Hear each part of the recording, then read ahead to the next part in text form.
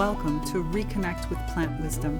I'm your host, Tigrila Gardenia, nature-inspired mentor and leadership coach. In this podcast, I share ancient and modern knowledge from biology to spirituality about the wondrous ways in which plants can help you lead a naturally conscious life. Hello, everyone. Welcome back.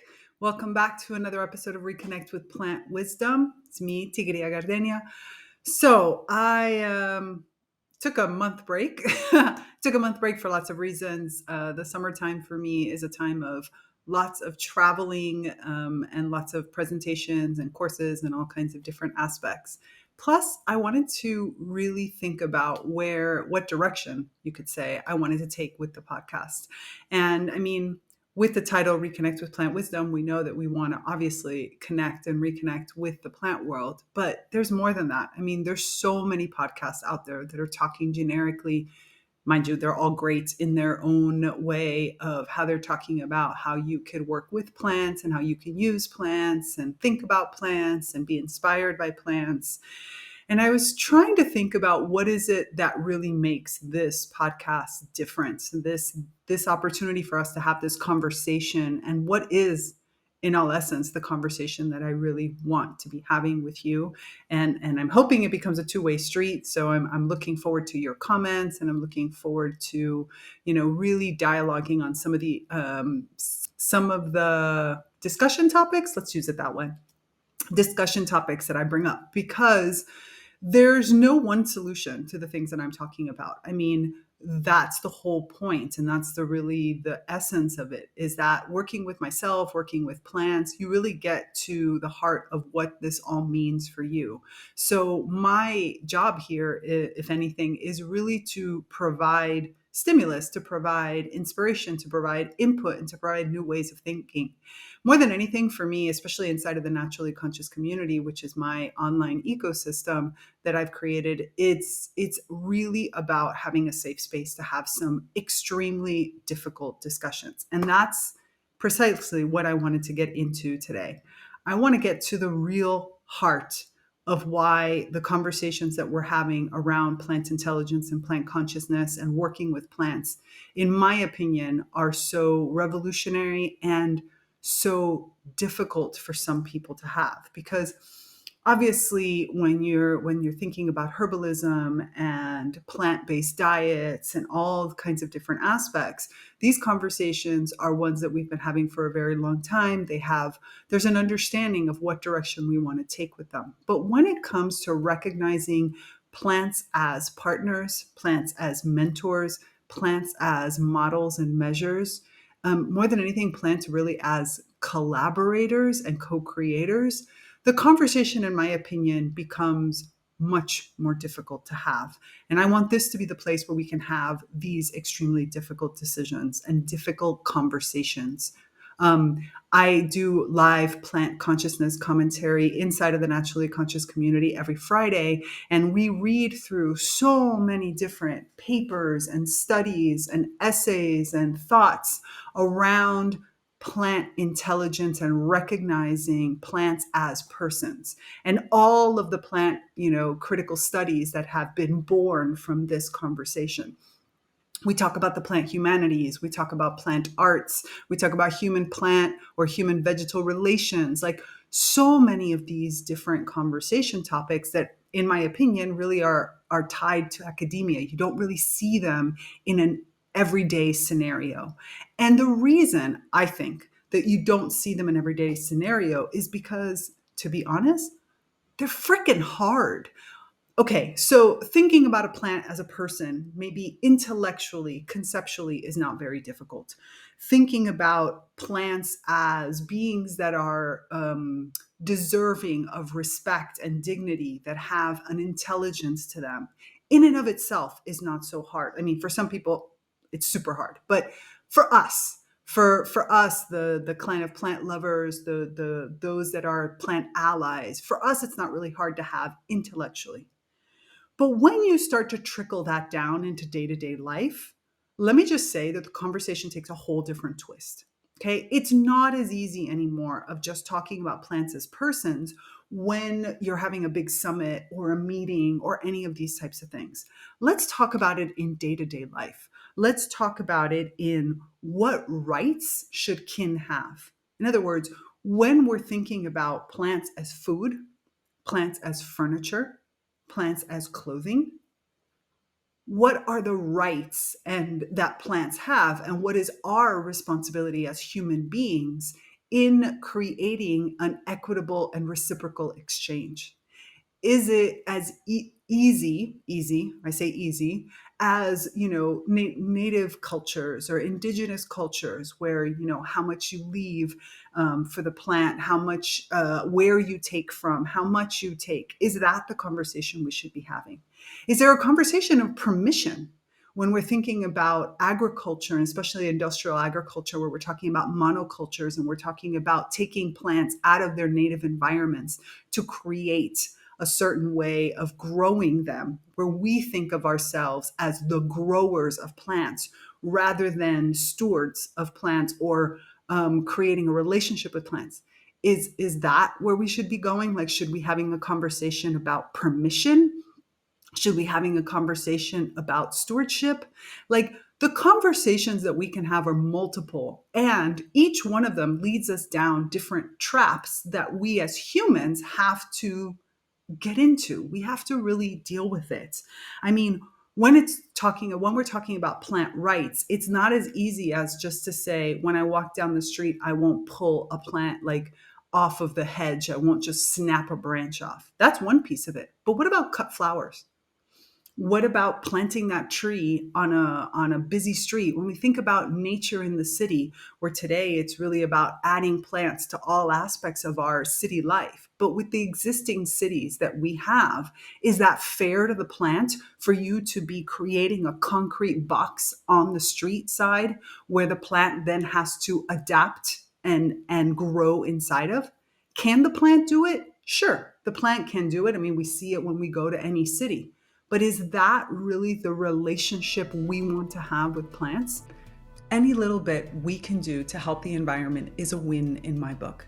That's why I'm such a fan of Who Gives a Crap, a B certified company that donates 50% of profits to ensure everyone has access to clean water and a toilet within our lifetime.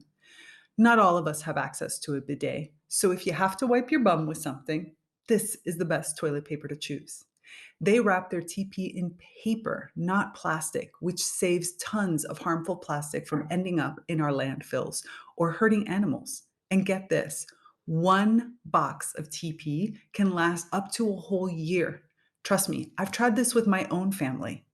They have two eco-friendly options, one made out of recycled sheets and other from bamboo sheets, which is super fast growing alternative to trees.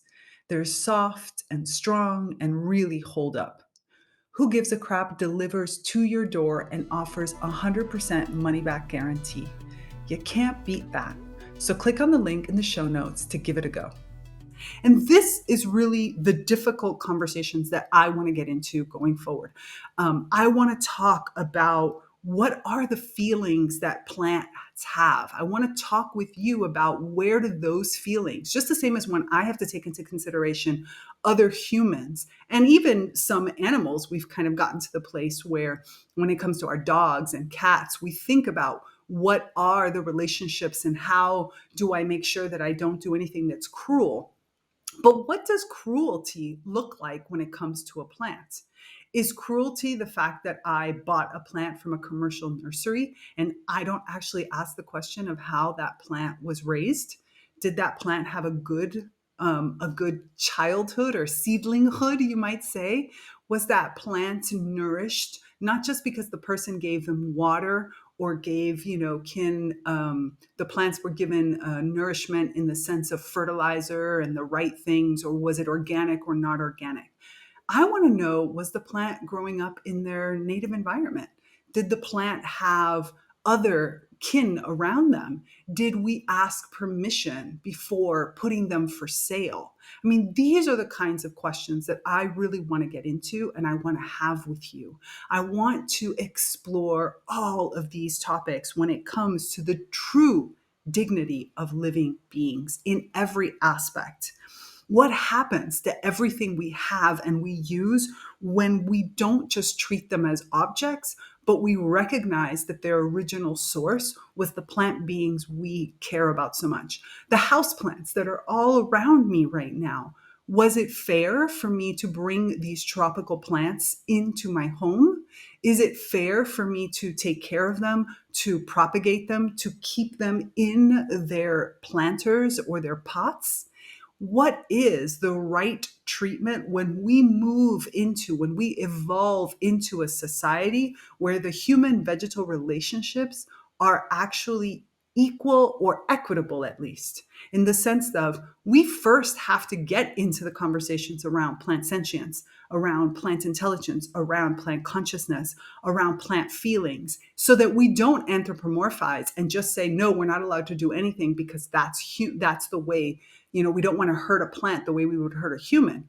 We need to get into the plant mind. We need to explore this relationship. We need to make mistakes and experiment and have moments where, where we just don't do it right, where a plant that you maybe have been having a relationship dies. What is the right lifespan for a plant? And when is the life or the death of a plant something positive? Should I be sprouting everything just because I have seeds? I mean, do you see the number of questions I have? And I haven't even gotten into the arts, pressed flowers or dye for our plant-based dyes for our clothes. All of these are plants that give their lives for us in order for us to be able to experience the plants through another lens. When is this right? When is it wrong? And honestly, is there such a thing as right or wrong? And these are really the questions that, as you can tell, haunt me all the time. And I feel like are so important for us to be having. And I want this to be the forum for us to have them. I want this to be the place where we can bring this conversation into the public. And then I want for you to have safe spaces where you can discuss them without judgment, without thinking, I can't talk about it because I'm going to screw up or I'm going to make a mistake or I'm going to kill a plant. Look, I'm going to be really honest. The other day, I went to a nursery. I specifically went with the idea of just buying pots because some of the plants that live with me have outgrown the locations in which they've lived. Most of these plants were rescues. They were plants that were given to me. I think there's only maybe one, there was at the time. I'll tell that story in a second. One store-bought plant. And the goal there was just to buy the supplies necessary to ensure that this plant has a good home. But as happens, because I am human, I felt the call of a certain plant who called my attention and said, please bring me home. Or at least I thought that was what was happening. Honestly, it's a plant that I've had in the past, and it's a plant that I've killed in the past, and a plant that I had said to myself I would never try to have at home again. But lured by the siren sounds of this green leaves and pretty flowers, I brought the plant home. And honestly, within a week, the plant was dead.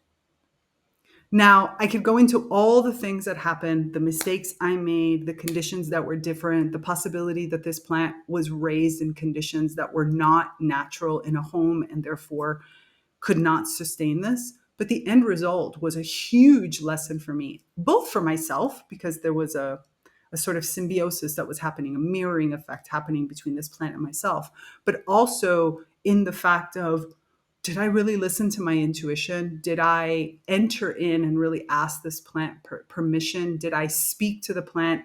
All the things that I know how to do, or did I get carried away by my humanness? And so it was a huge learning lesson. And honestly, I'm still trying to make the plant. I'm still trying to resuscitate the plant, even though I'm pretty positive that the plant is completely dead. But I'm trying, desperately trying. And I'm giving every single kind of first aid and second aid and third aid that I can think of in my hopes that I will be able to bring this plant back to life. But I didn't, because I'm human and I make mistakes. And I have already had the conversation with the plant of my asking for guidance and friendship and understanding and knowing that this is part of the cycle that we as humans have to experience as we go through life. This is what I want to be talking about here. So we're just getting started. We're just starting back. We're going to make these a little shorter because I want them to be just a moment of true conversation between us. And I know that some of that is going to take time. I know we don't want to get into it too deeply, but I do want you to start thinking. I'm going to leave you with these thoughts. I want you to start thinking about what is the dignity of life, whether it's human life or plant life or animal life or nature spirit life or any other kind of life. How do we start to understand what is the dignity for that type of life, for the life of a plant, for example, a specific plant or a species of plant or plants as a whole or plants' essences? Where does our need and our mutual exchange as human beings, we need plants in order to live and survive? Where do my needs as a human being go, and where do they end, and where do the needs of the plant take over? How can I ensure that whatever I'm doing, whether I'm eating or buying furniture or buying clothing or even buying plants, is done with maximum respect and dignity? And what are some of the pitfalls? What are some of the difficult conversations that today we don't even know how to answer in order to get to that? Because if we don't really understand what plant feelings are, if we don't really understand what plant emotions are, if we don't understand what plant intelligence looks like and what does that sentience really mean, then how are we possibly going to get to an actual answer of what is a dignified and honorable life for that plant? So this is the questions that I want to leave you burning with. I want you to think about them. I'd love to hear what you have to say. I'd love for you to leave me a comment here, send me an email, come into the Naturally Conscious community and answer the question. I just want to know, what do you think that we should be talking about and looking at in order to understand how to co-create and collaborate and live in harmony with all the beings of our planet? All right. That's what our conversation is going to be going forward. So I'm going to leave you right here with that question. And remember, resist the urge to hold back your evolving green brilliance. Let's have the tough conversations. Let's show that we don't actually know, but that together we can find the answers. That's me, Tigria Gardenia, cutting out for now. Bye.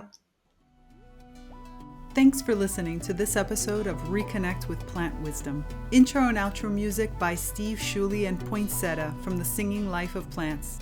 So join me, Tigrila Gardenia, and my plant collaborators next time on ReConnect with Plant Wisdom.